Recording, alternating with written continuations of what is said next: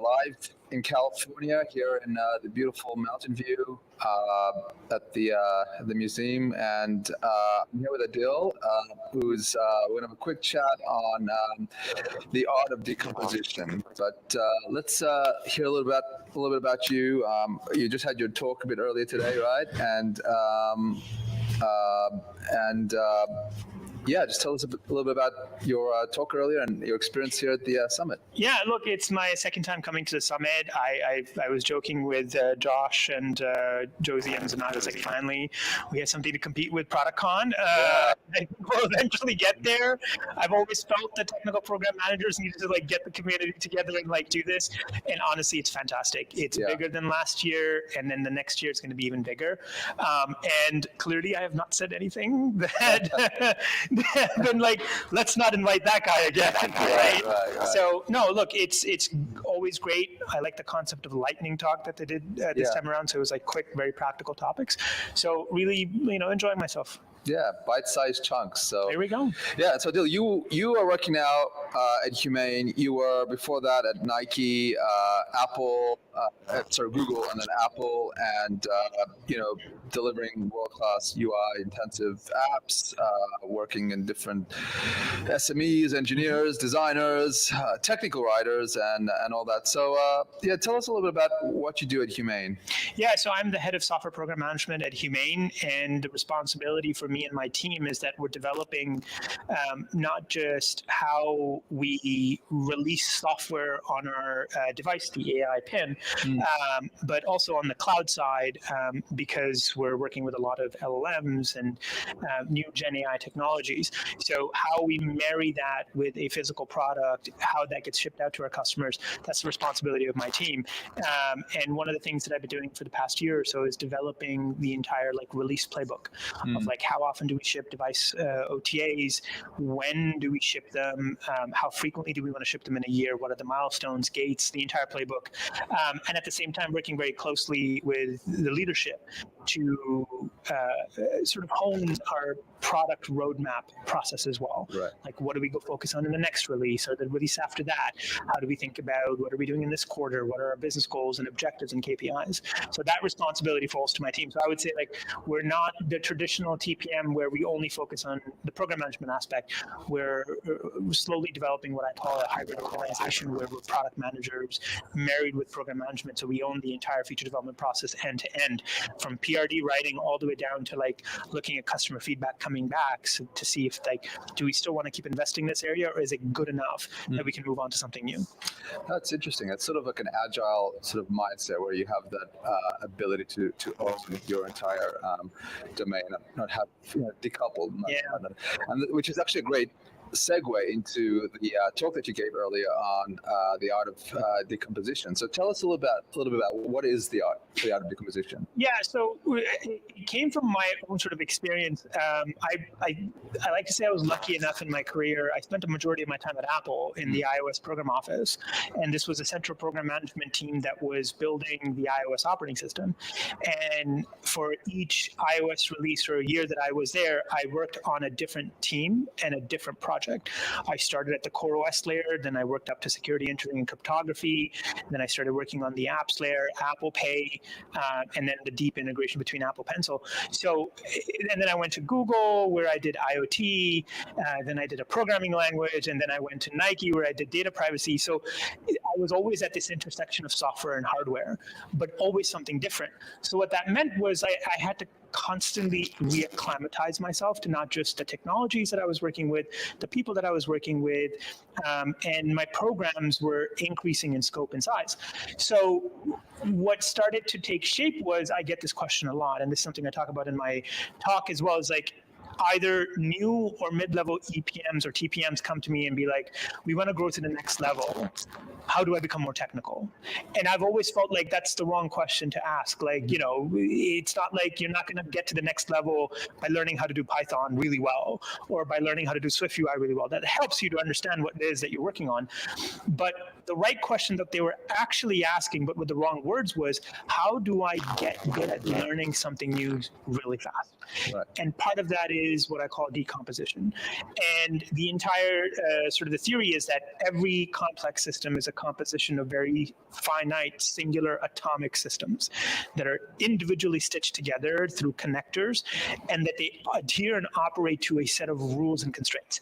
So in our parlance, basically, a simple e-commerce website is actually a composition of many, many different individual systems, like a web page, a mobile app, and in the back end you have servers which have specific component functions like accounts, payments, fulfillment, inventory, and then you have databases where like it's the product information, it's the account information, and all of those things are stitched together with APIs, tokens, and they have rules and constraints like don't send passwords in clear text, or if you're going to do passwordless, or if you're integrating with social, make sure you're not leaking inventory information by putting your order numbers in sequential numbers, right? Or if you're going to gate certain page accesses, make sure that the right member login systems are in place. So that's the entire concept of what my idea is. Like, if you want to get good at being technical, you need to get good at learning how systems work and how they operate and how quickly to decompose things and learn them and dive right into whatever new role that is that you're doing or new program that you're doing. Interesting. Yeah. So as an engineer, you would obviously, build things through decomposition, right? You'd have various components and libraries, and ideally you'd abstract things and you'd be able to have things that could be reused. So in a similar way, as an EPM or as a TPM, you want to be able to learn things in decoupled microsystems or in decoupled knowledge. So that's interesting. Yeah. And you think about it, is that the next logical step is that once you understand a system, and then when you try to go change that system, you have an understanding of, okay, where's my epic? Where's my task? Where's my subtask, right? Like, you get down to the practical aspects of it. And what the bonus portion of this is that I tell everybody to be like intensely curious. Just ask a lot of questions. Ask what happens if we do this to the system? What happens if we do this to the system? Those are difficult questions to ask when you don't know how the system works, right? And the most positive impact of that is that when you start asking questions, engineers love you. Because one of the biggest gripe that engineers have with any person who tells them or manages schedules or anything like that or programs is you don't care about the details, you just want to know what the next date is or what the next milestone is or why are we delayed, right? That shows that you actually have an interest. You want to understand how the system works, and that gives you that trust building as well. Yeah, empathy, right? You earn trust. They sort of they tell you at Amazon and other companies that you have to earn the trust. Exactly. It's kind of a universal thing, but that's interesting as well. You build that empathy with engineers, so you kind of want to care about what they're doing, and that's how you kind of build that rapport with them as well. So. And it's interesting because I've kind of gone through a similar journey myself. At Walmart, I've part of the SRE group, and there I'm looking. Well, there's different things like operational readiness, holiday readiness, incident readiness, all those different things. And I looked at it and thought, we're each working in all the TPMs are working in a very fragmented way where they're building all this stuff. And we can kind of think of this as a decomposed library of things that we can kind of do, reusable things that would work for both privacy and security, that would be universal to at least multiple readiness and things like that. So having that mindset of thinking in terms of frameworks, libraries, and decomposition is a really helpful way to kind of make sure we're not reinventing the wheel, make sure we're maturing and evolving instead of just starting from the ground again, I guess. I love what you mentioned, and I think if I had more time, this was like the next logical step. With each system that you're able to decompose, you're developing almost like a pattern library in the back of your mind, right? One of the hallmarks of a staff or a distinguished TPM is that they've seen many different kinds of systems, right? They're adept at many kinds of environments, different personalities and types and things like that. And you can take this philosophy of decomposition, and this is basically what I'm trying to do, is give a name to what you would call a first principles approach, right? If I went up to you and said, hey, do first principles, I'd be like, okay, great. How do I start? It's like, just do first principles, right? But this is my approach to sort of take that philosophy and give it a template and a name that you can reuse it, so that the next time you're in something that feels familiar, you will realize that you start doing things in your program design, not just from an engineering perspective, but from a schedule and project perspective, that you don't even have to think about it. You're like, okay, we're dealing with Christmas rush. I know that the system is able to only handle this much load because I broke everything down, and I know on the back end we have capacity for this many people to log in. We should probably build in a queuing system, or we should put more capacity in, right? And this is where that trust building comes in. When you start saying these things in engineering conversations, engineers just don't see you as just another schedule pusher, pardon me, but they see you as a thought partner. And then what you'll start seeing is that they come to you and start asking you questions like, hey, we're thinking about doing this. And this is what has happened to me, is that as I leverage this approach and methodology, they see me as somebody who understands how the system works, right? So if they're starting to think about, hey, we want to do this, then you become almost like this thought partner with them. It's like, are you sure you want to do this? You have like X number of weeks left. Is there something we can do that is more lightweight? And then you start to bounce that idea off. So maybe that was like 3 lightning talks that I needed to do, but so it's more than just like, understanding and seeing how systems work. This is how you become more technical. It's not like getting more certifications or learning how to do programming. It's understanding how systems work at an architectural level. And I mean, I was going to say, you start to think more strategic, less tactical. You kind of don't look, at the ground at your feet. You kind of look, where is this going, and how can you, like you mentioned before, creating playbooks and things that you can automate, and especially in my area in SREs, where we talk about toil and trying to reduce toil. As a TPM as well, you want to make sure that in your environment you reduce your own toil, and as you build programs, you kind of go through to that more first principles approach, as you said.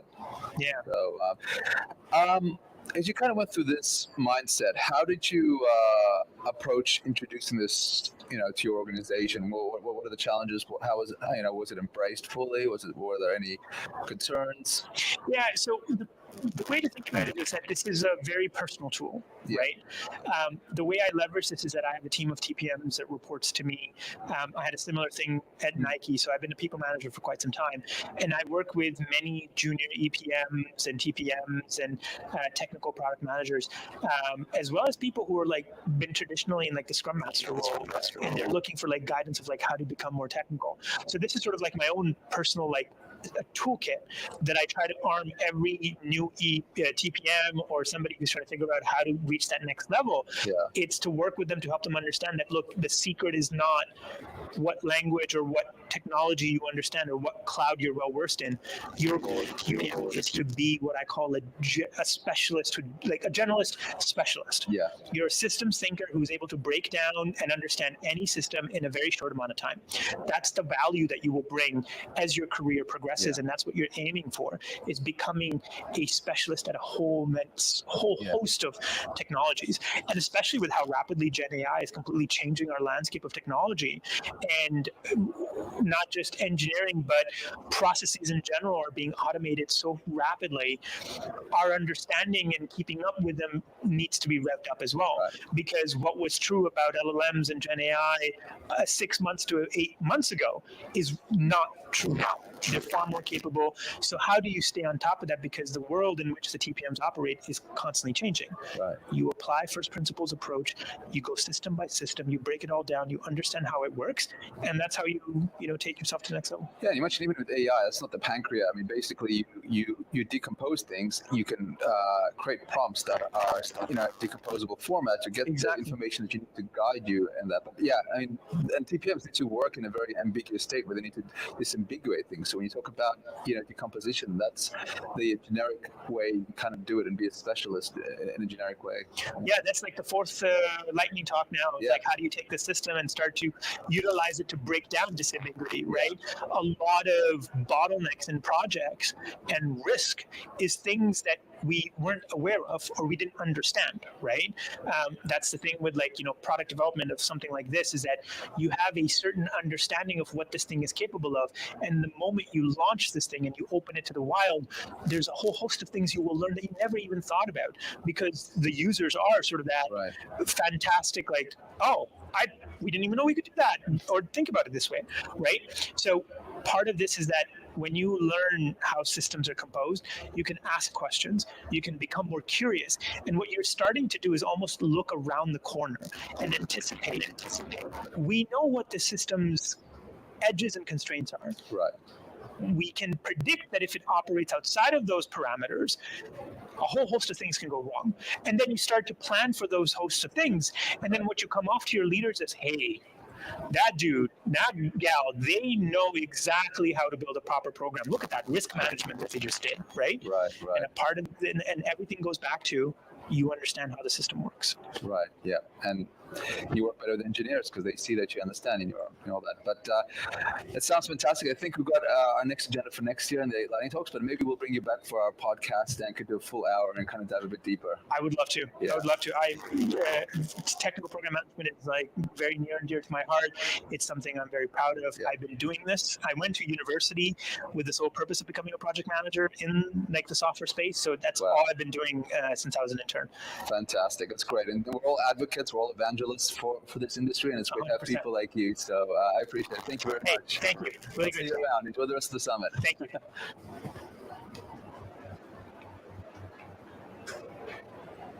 Good? We're good. We can smile now.